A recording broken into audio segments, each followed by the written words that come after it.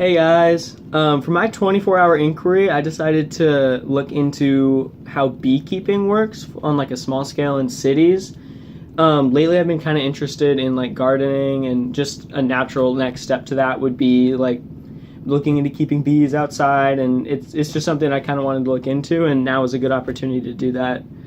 To start, I have very little info about bees. I don't know how it works. Other than like our elementary units about like pollinators, I didn't really get how the whole hive and everything worked. So I had a lot to learn. I started out looking at a BBC article about urban beekeeping, and that gave me a lot of background info that I needed. A lot of that kind of stuff is the different associations that are available at local and like global levels. There were a lot of tips about checking with neighbors on a lot of different websites, which is something that I hadn't thought about, which is actually really important, is that if I have a neighbor that's allergic to bees, I probably shouldn't be putting 5,000 of them outside. They also talked a lot about finding a really good location for the hive box, because it needs to be a big area with flowers around, and you need to be able to haul the box back and forth, so it can't be like on a rooftop where you're not going to be able to have a lot of access to it. After that, I wanted to look into how much the equipment would be to see if it was even plausible for me to do on a college budget. Turns out it's not, and so my dream kind of died at this step, but I was still interested, and so I kept looking.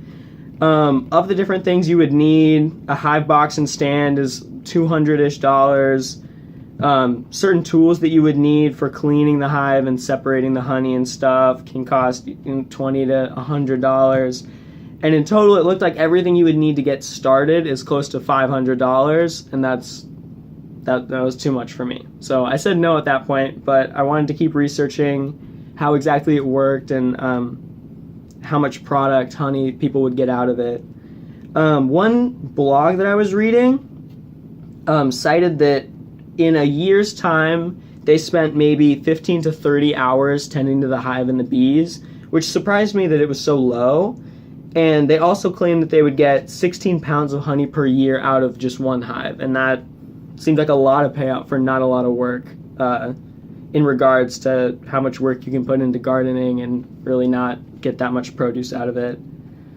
Living in Iowa, one big question I had was how to keep the hive alive during the winter.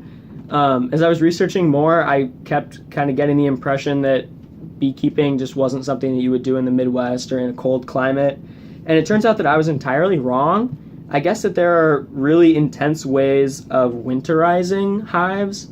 And, even if I could afford the hive and all the equipment and everything, this would have been a deal breaker for me. It sounds like a lot of work to try and keep those bees alive during, -degree weather. And I don't think I would have the energy or the patience for it, but it is something that people can do, which really surprised me. As far as teaching goes, I found out really fast that I was not good at watching videos about it. I would just constantly skip through the parts that I thought I would know, and then I wouldn't know what was going on because I wouldn't have a foundation. And I couldn't find a good median where I could learn everything, so I did all of my research in text. And I think that's a really good lesson for me to realize that students don't all learn the same way, and that I need to be accommodating to how different students need to learn. And that if I'm insisting that we learn something a specific way, that it's only going to reach a small portion of my class. And so that might be something I start doing in my tutoring lessons as well, as offering a lot of different ways to get through an activity and see if that makes a difference in student comprehension.